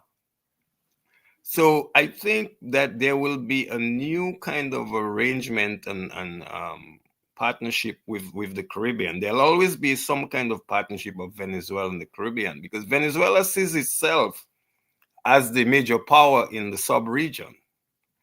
And they have the largest navy, they have the army, they have air force, they have the weaponry, and more. And don't forget, Isla de Aves, that we call Bird Island, they have a naval base there, chasing away fishermen from Dominica and the other islands from coming there. So, in a sense, and when I went to I've only been to Venezuela one time. It was during President Chavez's tenure. And a Venezuelan diplomat told me, if President Chavez were ever to make the mistake to give Bird Island to Dominica, he would be overthrown. And I want Dominicans to understand that. And I also say that because of Bird Island or Isla de Aves, Venezuela is our neighbor. So we got to pay attention to that and make sure when there's a change of government in Venezuela that we find a way to have a strategic partnership with the government of Venezuela, because Venezuela is an important country that we can't ignore in the southern part of South America. So, Mr. G, I think that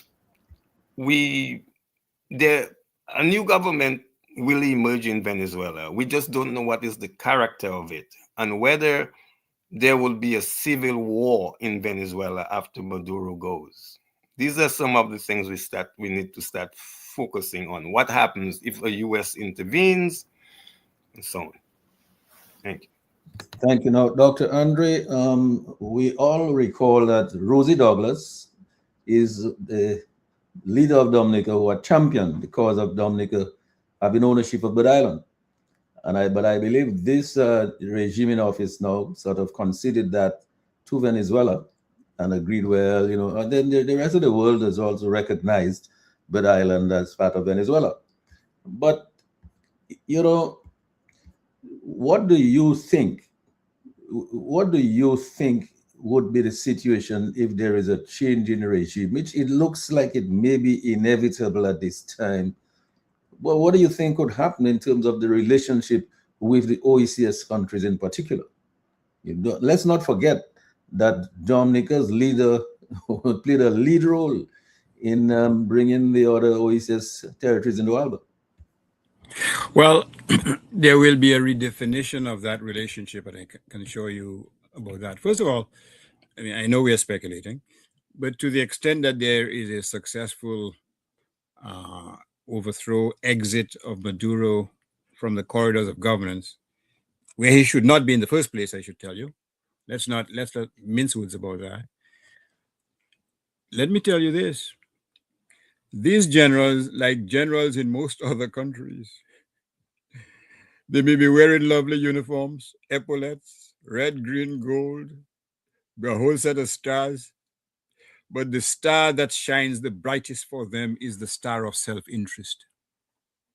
If they see Maduro is going down, you think they would want to go down with him? You look at too many movies. They will want to protect their own skin and their own tooth. They will want to protect that cherished visa, that dispensation which allows their wives and children and relatives to travel to the States or Europe unencumbered without any harassment. They will protect that as if it was their most cherished possession. So the business about this standing and fighting to the last man, again, that is the realm of movies, in my view. They will see or they smell the coffee, and they will assist in the downfall or overthrow or the shifting of Maduro away from the corridors of power, because they will wish to endear themselves to the United States of America. Power has the ability of having people gravitate to it.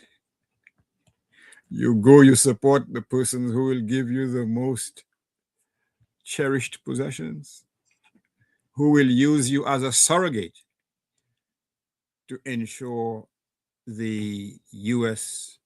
dominance of that community. And yes, there could be the threat of civil war, no doubt about that. There will be a period of instability, but inevitably that period will pass. There will be, especially if the forces of progressive democracy prevail, there will be a reaching out to those Caribbean islands, certainly to Trinidad. I mean, there are thousands of Venezuelans living in Trinidad, certainly to the other West Indian islands, because Venezuela will be seeking to recultivate its economic relationship with many of these islands, and then some, because they have something to sell. I mean, the best analogy I can think of, Mr. G, I mean, I'm dating you, is that famous calypso of Sparrow, Gin and Dinah, Rosita and Clementina. I bet it's something they're selling. So Venezuela will have something to sell. So they will still maintain a position of dominance in the Eastern Caribbean, as long as they don't threaten the interests of the United States. That has always prevailed. That philosophy has always prevailed in South America and in the Eastern Caribbean, whether it's in Haiti, whether it's Grenada, whether Dominican Republic, whether Cuba, the justification remains the same. No one threatens our overarching sovereignty over the region, especially now when you have certain superpowers who are trying to drive a stake in the heart of that historical relationship, who is trying to establish a new Don, a new boss of all bosses in the region, who will not just stop at bullying, who will go beyond that to maintain and seize control of these islands. So all our pontification about zone of peace or for sovereignty, all that is pure foolishness. Venezuela was trying to maintain or dominate Guyana, not a peek from these West Indian leaders. You pay. And now they want us to shake their hands for talking about you have to maintain the sovereignty or respect, self-interest, unashamed, in your face. You should be more concerned about your people than platitudes about peace in the region. That's my view. Well, we've come to the point now, Crispin, where it's time to wrap up. So your closing remarks? Yes, well, Mr. G, I would just say that one, on the question of the reconfirmation as the approach to a new voters list, it's really a travesty that the Electoral Commission has not done its work, and now the Electoral Commission, having not done their work, they now want to come and show that they're doing something. So they've passed this statutory rules ordinance, which forbids birth certificates from being used to confirm your name. When for you to register as a voter, you need that birth certificate. So why can't you use your birth certificate to reconfirm? That's the question that the Dominican people must ask the administration. And strangely enough, the Prime Minister in his press conference chastised the Electoral Commission for not using birth certificates, but up to this point, he hasn't changed the SRO that says that birth certificates are not legit piece of documentation for you to reconfirm your name. So let us be real. The administration must come clean, and don't wait for the US to tell you to get your act together on electoral reform. And that's what's going to come next, because Mr. Rubio, he's looking at this process that's unfolding in Roseau. I'll tell you that. And he's saying, what a farce. The government of Dominica is not, they're not prepared to give the Dominican people free and fair election. That is the crux of the matter. That is what this reconfirmation is all about. It is another effort to subvert the will of the Dominican people and to disenfranchise them. I'm using their term. That's the government's term. They like to say, oh, we don't want to disenfranchise no Dominicans. But that's exactly what you're doing with this so-called farce of reconfirmation. Mr. G, thank you very much for having me this evening. And thanks a lot, Crispin. Andre, your closing remark, you have the final word. Well, let me thank the ambassador for his brilliant exposition this evening. I am proud to say that I have certainly learned a lot from what he said. I have to thank you, Mr. G. I know that you must have paid a big price for hosting these programs, quite frankly.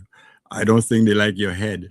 Probably they like other parts of you, but not your head, because quite frankly, you have put a dagger in the propaganda about free and fair elections, about sovereignty, and about empowerment of the people. Let me thank Brother Lambie. I know he himself has paid a personal price. I know somewhat of his personal history, quite frankly. And let me thank all of those who have dared to express their views, because doing so, they have paid a price. Not because they committed any crime, not because they steal anybody's chiclet, but because they have expressed their right to freedom of speech. And in so doing, they offer hope and salvation to a Dominica that has been pummeled to the ground by successive blows, evidenced by the reconfirmation process, by the visa restrictions, by our attitude towards the conflict between the United States and Venezuela, by the Desblanches fiasco.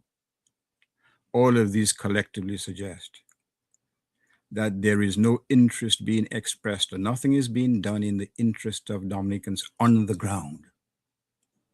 All of these issues, they reflect one overarching compulsion that events, or that what is masquerading as development, is basically self-interest.